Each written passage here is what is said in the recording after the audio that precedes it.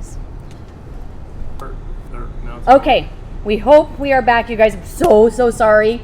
It's a rosé kind of day because I'm going to need the whole bottle after this because of these technical difficulties. Bear with me.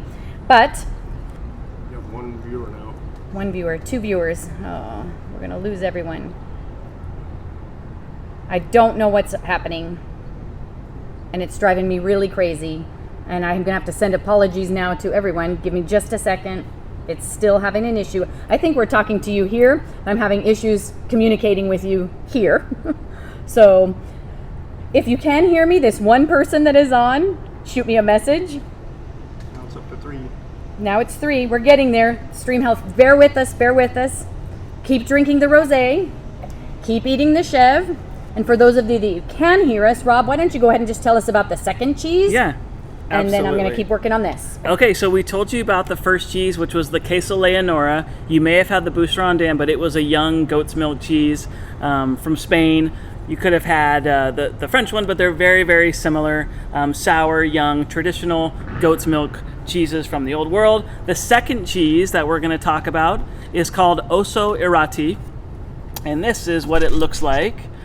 Ossau-Iraty. And Ossau-Iraty has a little rind on each piece of cheese, and it's from the Basque region. It's from the French side, but it's from the Basque region, and it is 100% sheep's milk. So we've moved from goat's milk to sheep's milk, and that funky looking rind is edible. Do you eat it? Do you leave it? That's up to you. So try it. You're not going to die or anything. If you like it, eat it. If you don't like it, don't eat it. But that's made traditionally by shepherds in the Basque region of France. And the sheep that the cheese is made with, they graze between the Ossau and the Iraty River Valley. And it's a fun cheese. Because it's sheep's milk, it is very rich. It's high in fat, which makes it high in flavor. And flavor-wise, very, very creamy, very rich, but texture, it's kind of medium to semi-firm. And we have these cheeses sitting out in the sun, and it makes for just a whole nother experience. I mean, we want that oil and all that good stuff to come to the surface. It really, really helps out with the aroma. So you want to let the cheese sit out for a good half hour, 45 minutes, especially on a day like today. It'll make your house stink, but it'll make the cheeses taste delicious. So really, really traditional sheep's milk cheese. And kind of like a medium-bodied, so notice we're trying this one second of the 4 cheeses. I would compare this to, you can compare this to a manchego from Spain. Manchego is always sheep's milk. You can compare this to, say, anything that is kind of like a medium-bodied sheep's milk. Yeah. I'm trying to think of other sheep's milk cheeses. Roquefort, but that's nothing like a Ossau-Iraty. What about pecorino? A young pecorino? Pecorino, that's a good one. Yeah. This would be similar to, say, a pecorino toscano right now. And it always depends on the age. This is probably a 9-month. I would say Ossau-Iraty. And pecorinos from Italy are very, very similar because that's what pecorino means. It just means it's made with sheep's milk. And this also, if you already said this while I was trying to be unmortified and fix all this, isn't there a river called the Ossau and the Iraty that come together in a valley? Did we already talk about this? The Ossau and Iraty River Valley, and that's where the sheep have to graze in order to take on that name. So this is the only French Basque cheese that is protected by that AOC system. So the AOC in France stands for Appellation d'Origine Contrôlée. In San Diego, it stands for Academy of Cheese. Brilliant, we know. We know. But this one, to take on that name, the milk has to come from the region. It has to be made with sheep's milk, and a lot of things have to happen in order for it to take on that name. I compared it to another cheese from France called a Roquefort, which and the comparison is just that it's also sheep's milk. It's also from southern France, but Roquefort is a blue cheese. And I just thought about it again because Roquefort is the first cheese that was ever protected by that French system. And by the way, that French system also protects their wines and other agricultural food products as well. That's really good. So again, I want to show you the Ossau. So we get a little close up there. But the sheep milk ones get really sweaty. Oh, yeah. And why is that, Rob? When you see the little sweat balls really yeah. a lot on the sheep milk cheeses, like pecorinos Just and such. high fat, so all that oil will come out to the surface. And I mean, can look a little weird, but it's so yummy. It's so tasty, and that's what you want. Yeah. You want the cheeses to sweat. So what happens though? We're sitting out here in the sun. What if we don't eat all these? Can we put them away, or Yeah. they throw them away? No, don't throw them away. Definitely rewrap them. Have them later. Don't freeze them, but put them back in the fridge. We usually wrap them in a wax paper to let them breathe a little bit. If you ever have a harder cheese and you notice little bits of mold on it, just nick it off. Just scrape it off. Don't do this, but I just eat the mold myself. Isn't that good for you? The I thought so. microbes and things in the belly. It's penicillin. Exactly. But cheese, warm, like we mentioned. Yeah, Warm room temperature is better. room temperature. Room temperature best. Rosé chilled best.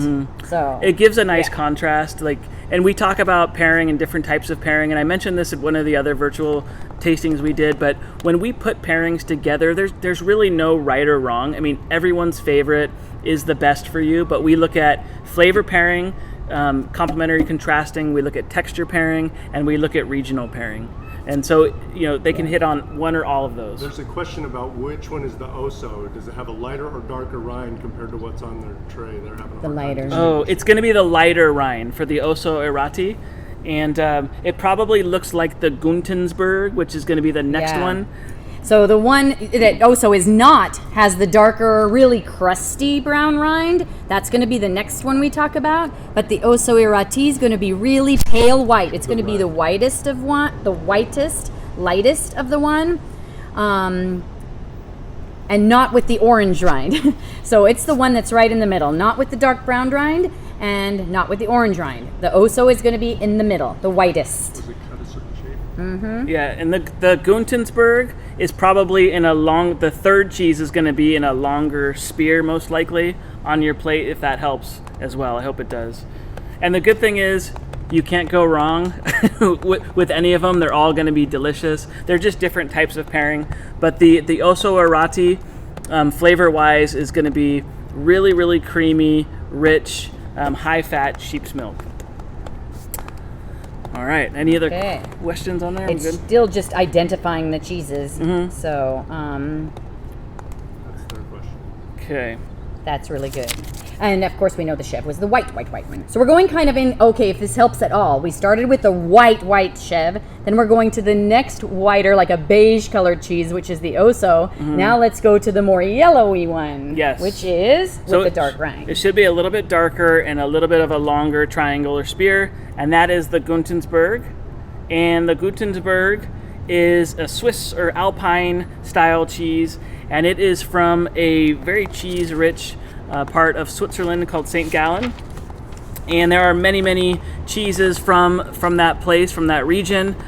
Switzerland, of course, is home to so many great cheeses, and I'm not talking about the white cheese with the holes in it, but all kinds of great cheeses from Switzerland.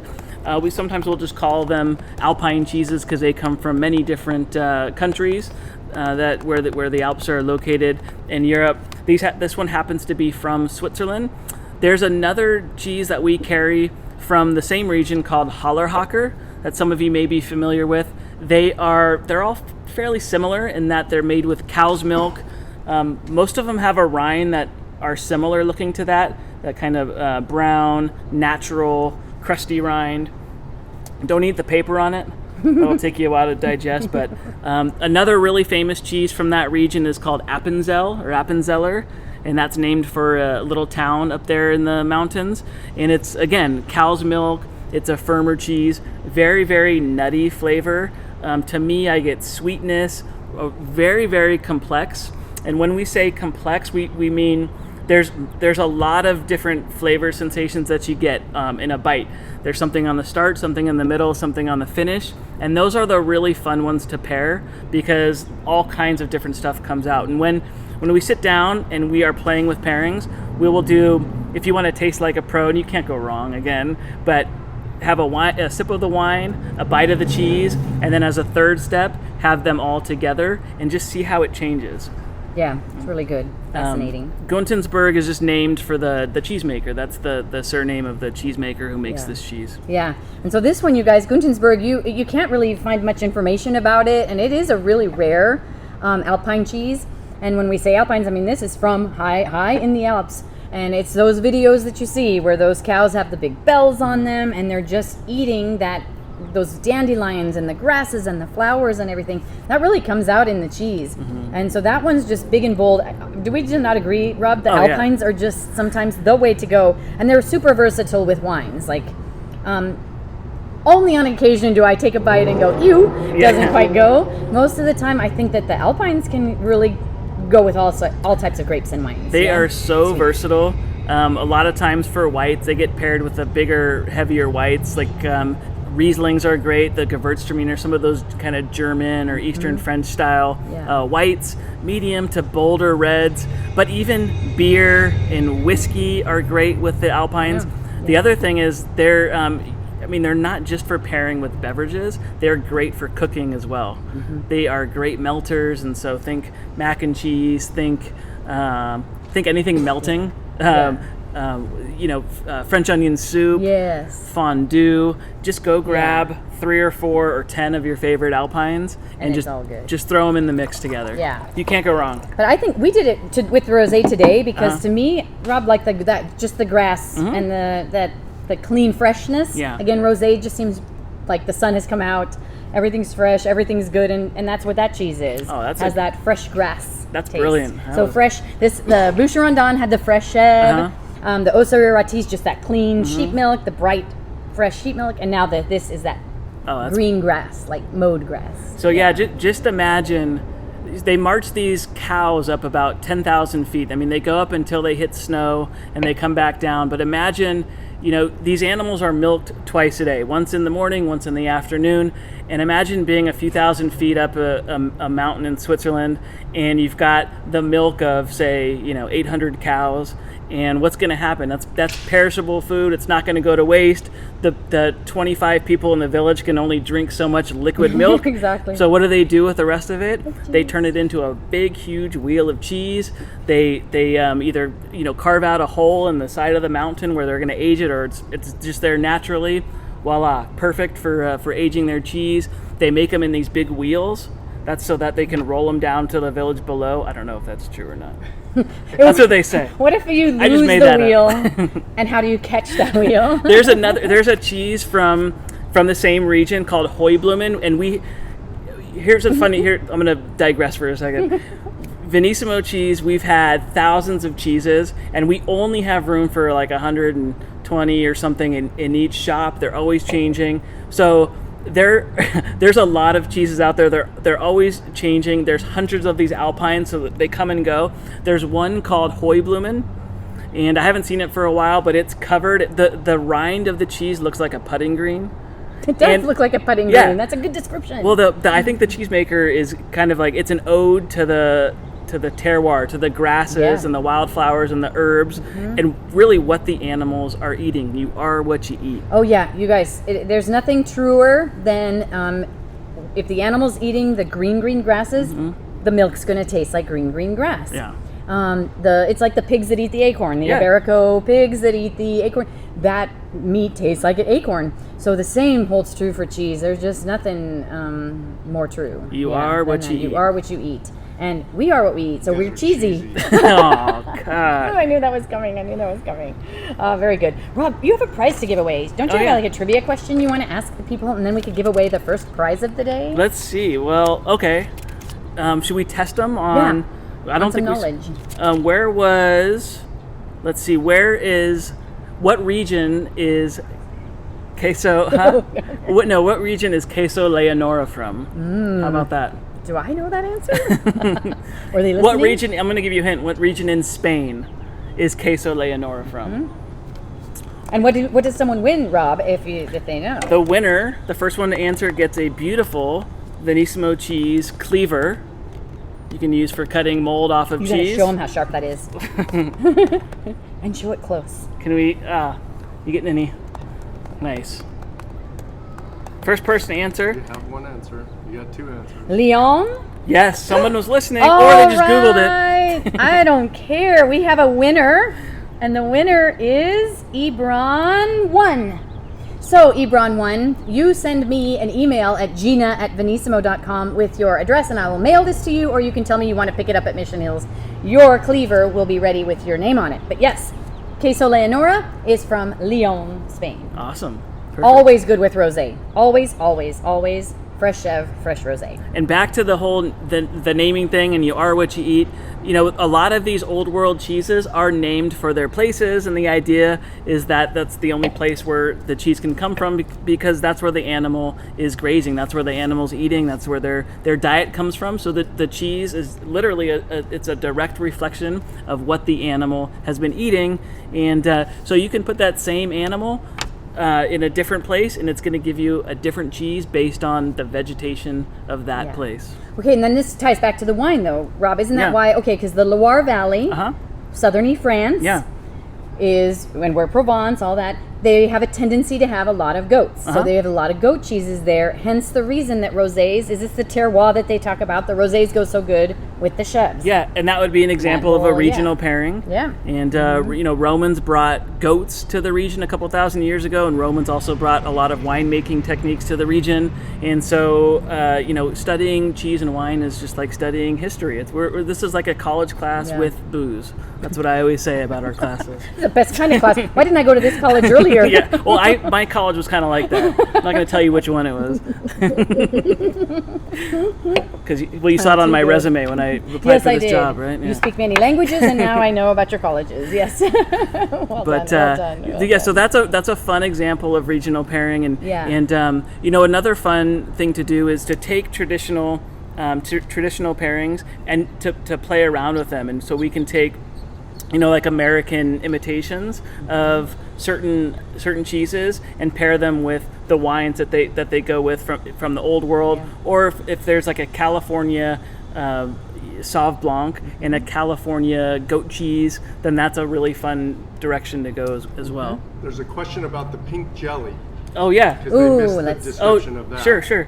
We'll go back to that. So some of the accoutrements we'll touch on. Everybody has some of this rosé wine jelly, and this is made in-house. This is actually made by our Del Mar manager, Sarah, and it is a rosé jelly. It's made with wine, and it's a Venissimo signature product.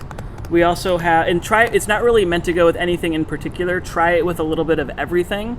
It's really, really fun just to play around floral. with. Again, floral and fruity like the rosé, which is why we thought it would be really good to go along with the pairing. So that, I mean, the sweetness and the floral, especially the sweetness, is a good contrasting pairing with the saltiness of the cheese, but it's complementary, of course, to the wine, because the wine is a rosé.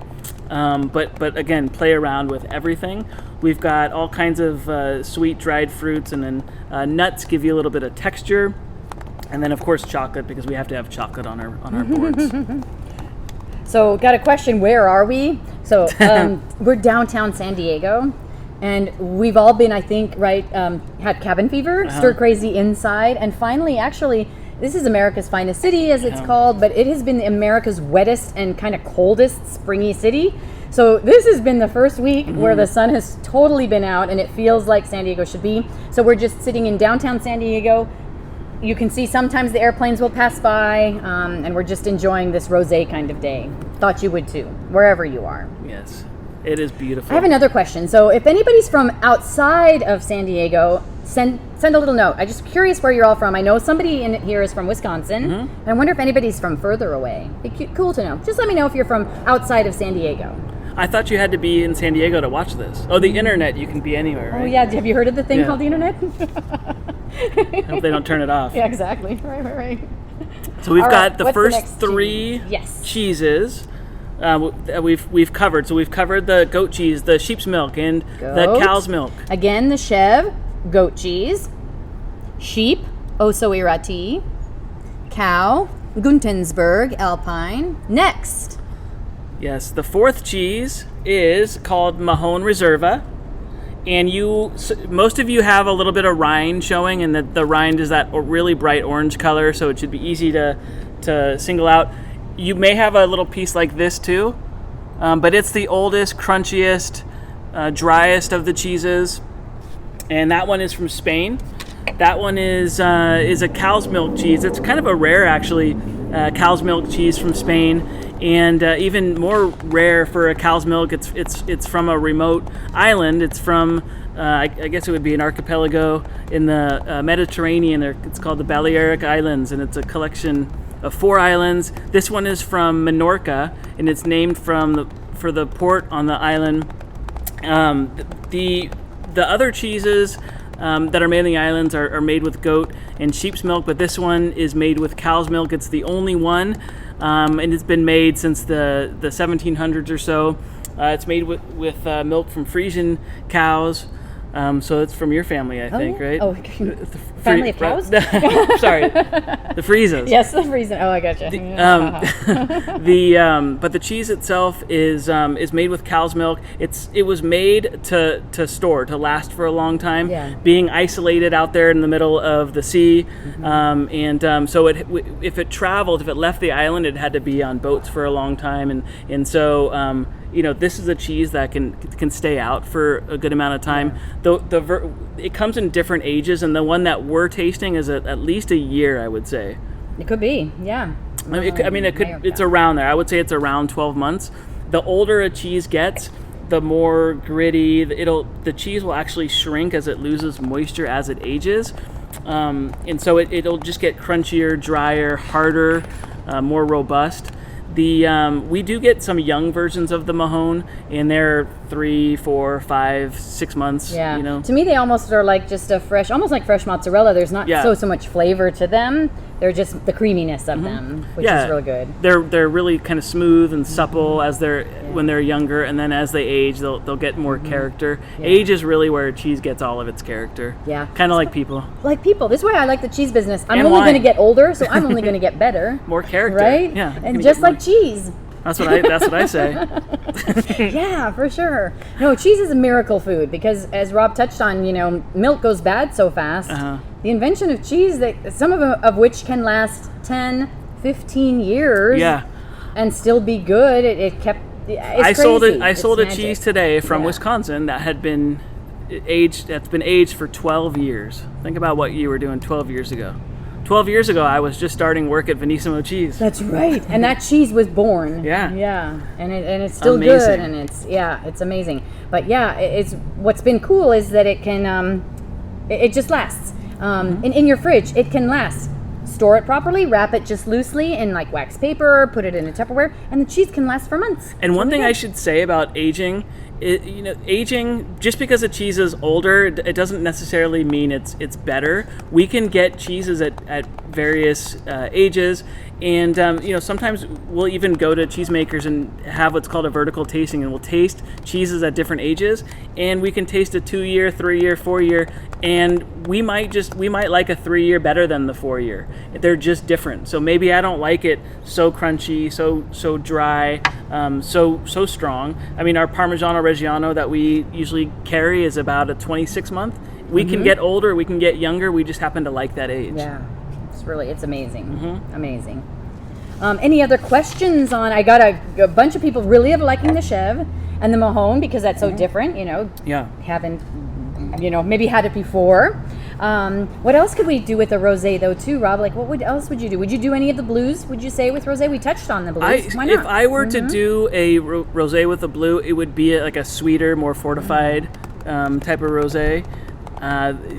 Would be more traditional. Blues are really salty. They're very strong. One of the, I hate to say rules, but a kind of like a guideline, or one of the things that we think about are the stronger the cheese. So stinkies and blues. When I say stinky cheese, I mean washed rind cheeses. So your Limburgers, your Epoisses, those tend to go with the stinkier or stronger the cheese, the sweeter the wine. That's a general kind of guideline. Kind of nice. To go is that by. why? I think that's why honey with cheese is always so good. Honey with super cheese, sweet. Yeah. But think Stilton and Port. Think Roquefort and Sauternes. Think the sweeter Rieslings with some of the washed rinds, like a Limburger, like a Munster from Eastern France. Those are some really classic pairings. Yeah.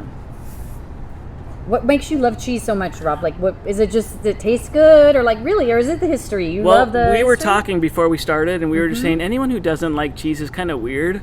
Weirdos. So I just like the taste of it. Always have liked cheese, but you probably know, Gina, you know this about me. What I find as enjoyable as just straight up eating and drinking is talking about it and the social kind of part. And we're missing out on some of our social life right now. So part of the enjoyment of eating is gathering with friends. I love the history. I love the storytelling. I love the travel. I love the reflection. Part of why cheese tastes so good when you're in France or Italy is because you're also remembering the company that you were with and the setting that you were in. And, like this? Oh, like and this me? is not so bad. San Diego's not so bad. So I love the communal aspect of it, and I definitely I used to clock out from work and I would go home and read about cheese, read about where it came from and the story behind it, and I just find it fascinating. It is really one of the world's oldest foods. And well, I was a why kid. We talked about why this. kid? I always asked why. Oh, why? gosh, Why? My parents, I drove them crazy. I know a why person.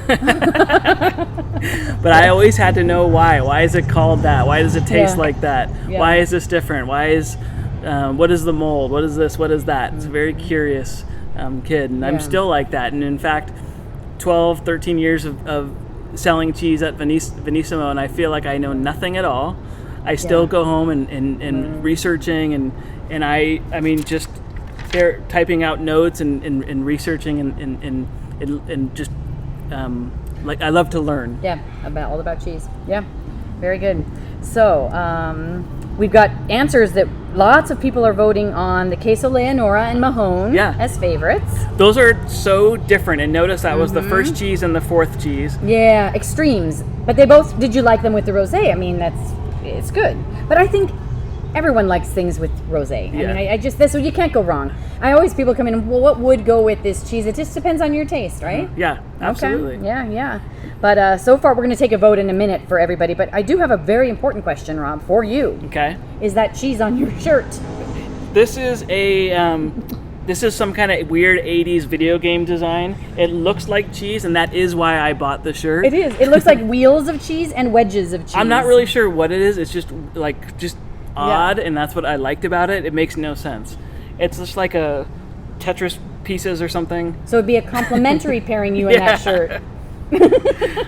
This is just like a dumb, ironic shirt that I absolutely love because it's so stupid. Because it really, really works. There's always comments about what I'm wearing or my appearance on these things. It's okay. It's good.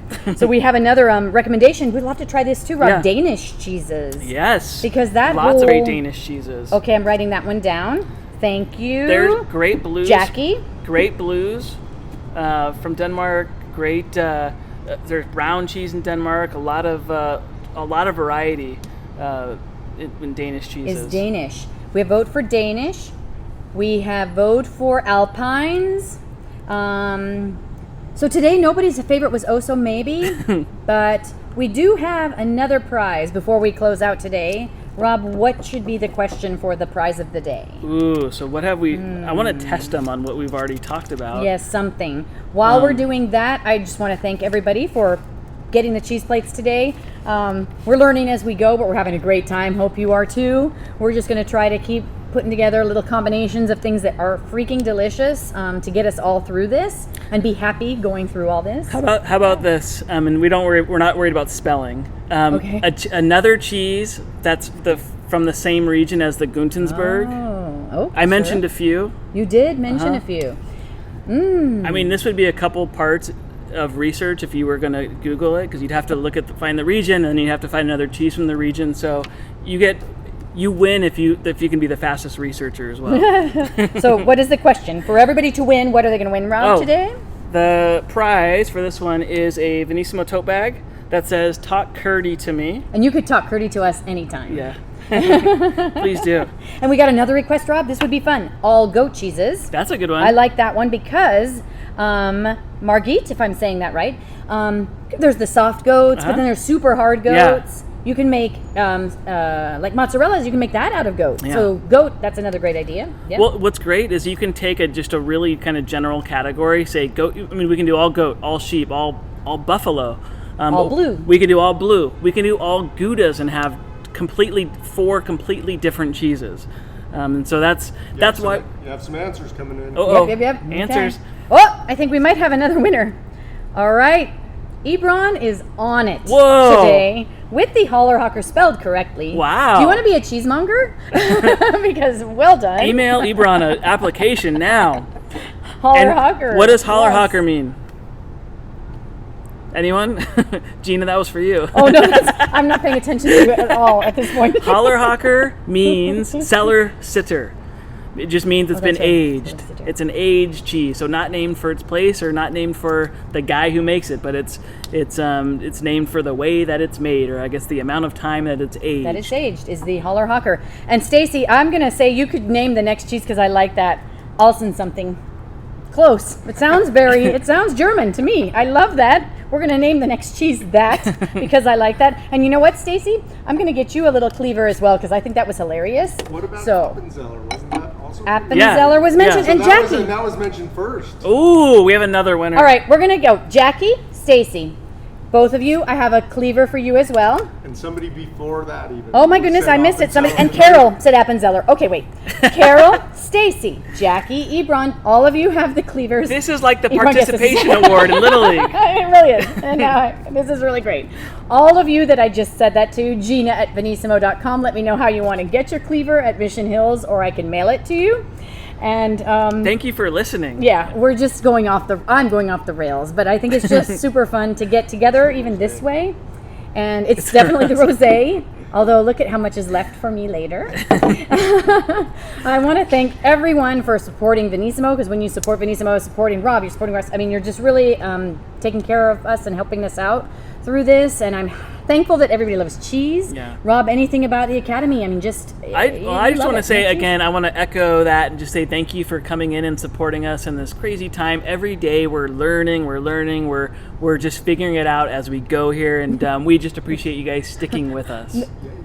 Yay! Oh, and somebody's asking about Yay Toast. Yay the brown toast. cheese. I that mentioned you brown mentioned. cheese. Yes. And So, Yay yes. Toast is like pronounced. It's how do you spell it? GJE. Tost. Tost.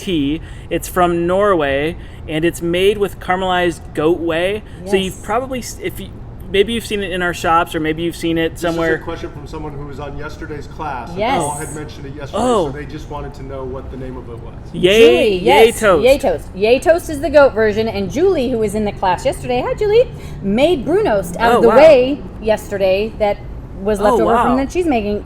Well done. Kudos to you. Holy. That's great. The best I'm going to do is I'm taking the whey from yesterday, Julie. I'm going to make the rice. I'm going to try to cook rice in it. That Yeah. was a suggestion of what to do Or with the whey. risotto, yeah. Yeah, exactly. The so brown, sometimes you hear it called brown cheese, but it's really sweet. It's kind of jarring if you haven't had it before, but it's in Norway they have it for every meal, right? Yeah. Breakfast, lunch, dinner, it's everywhere. it's really crazy. But I guess it's time to wrap it up. I don't want to, but we will be back, and we will be back technically not challenged one time or the other. So thanks for sticking around and letting us get through this. And again, enjoy your cheese, enjoy your rosé, and just enjoy life best you can. And on behalf of Robbie G. We'll see you again soon. Thank you so much for joining. And ciao, cheers to cheese. Bye. Bye everyone.